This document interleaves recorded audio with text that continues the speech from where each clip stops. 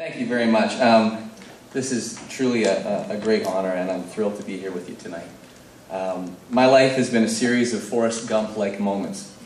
I've sung at birthdays and funerals. I found myself playing for royalty and for prime ministers, for soldiers on the front lines, and for 5-year-old children sold into prostitution. I've sung my songs to preachers, Miss America, billionaires, people who've been to the moon, and people on Skid Row. I've pulled out my guitar at the American Airlines counter and serenaded stewardess, and sometimes was even upgraded to first class. And my pompadour was pretty close to yours, too. One time at the border of Ethiopia and Eritrea, I ended up stranded with my wife and a friend. We were surrounded by militia who searched us thoroughly and then sat surrounding us as we waited for a small plane to come and pick us up. We were there with World Vision, and the plane was over 45 minutes late. As the sun and tension grew hotter, I noticed one of the youngest and meanest looking soldiers growing impatient and holding on to his automatic rifle. I was nervous, and I thought to myself, well, if this is how I'm going out, I'm going to go out playing music.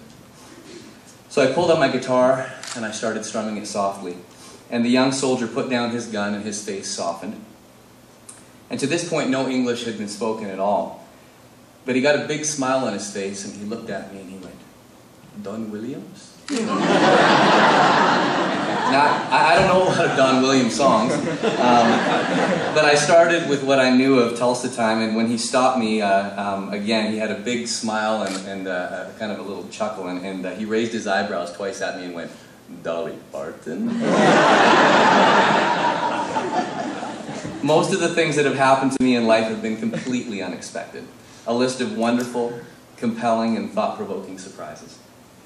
There are so many people who've helped me in my life and career along the way, but I'd be remiss not to mention my wife Liz, my kids Joe and Lily, Cheryl Harris and her staff at O'Neill Hageman, Linda Adele Howard and her staff at Adams and Reese in Nashville, Jack Ross at the Agency Group, my assistant Tammy Love, and Rosanna Imbrogno.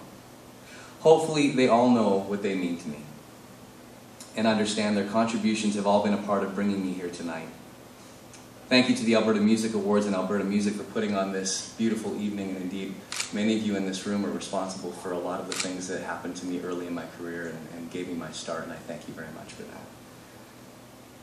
I love getting to do what I do. It's an incredible blessing, and I look forward to hopefully doing this for many more years, singing, performing, and entertaining. I was speaking to someone out front earlier, and a Lifetime Achievement Award seems a bit premature. I hope it is, because I've got a lot more to go, I hope. This platform of celebrity has always seemed to me like a tool to do good things, and I've recently been re-energized with the approval to move forward with my foundation called Priceless, which promotes the limitless value of human life through various projects and partnerships. Getting on stage is fun, but knowing that each performance is feeding the hungry, providing clean drinking water, bringing education, or even freeing victims of human trafficking like that little 5-year-old girl that I mentioned, well, that makes me want to do this for as long as I possibly can. I've often been asked to explain what it takes to make it in the music business. I look at the incredible talent and selfless contributions of the others who are being recognized here tonight. And I'm sure that they've all got great insight to share about what happened in their lives to bring them here to this award ceremony. Success stories and how they happen are as varied as songs, as unique as a voice. When considering these ideas, I often ask myself what the true definition of success is. Is it selling millions of records? Is it fame? Is it having money? Is it winning the most awards? Or is it about balance, family, character, and doing the right thing no matter what it costs? I found that it's important to define what success means to you before journeying down this road. Punch it into the GPS coordinates before you start driving. I could go on all night telling stories of different things that brought me here, but let me share one that I think is the most important. I'd like to share the secret of my success to you. Here's the list. For me, to make it in the music business, it took love, faith, hope, perseverance, dedication, passion, an attention to detail, selfless giving, late nights, early mornings, discipline, and a willingness to care like it's important, and at the same time, hold on loosely. And there's not one thing on this list that's a part of my life that came to me on my own. Every one of these qualities was learned as I watched them being lived out faithfully day after day.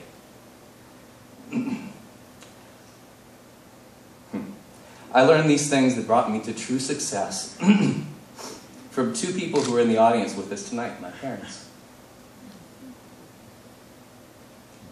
Sorry.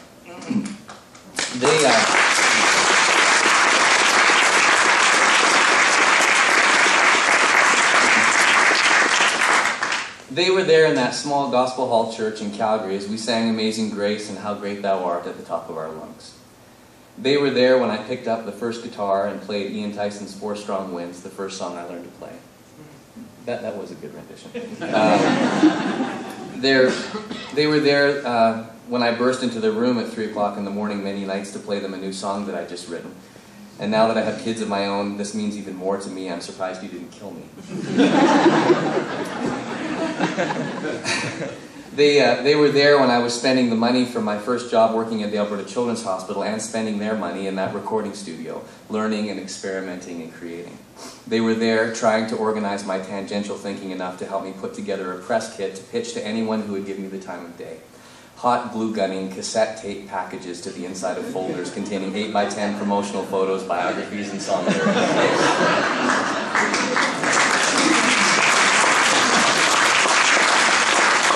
They were there when I got the call and was offered a record deal by Warner Reprise Nashville. They were there at the showcases, there when my first song went #1.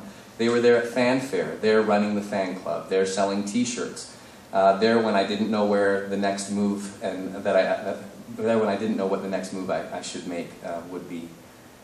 They were there, and once again, they're here tonight, and I'd like to recognize them because this Lifetime Achievement Award is a testament to what their definition of success was, and always has been for as long as I can remember.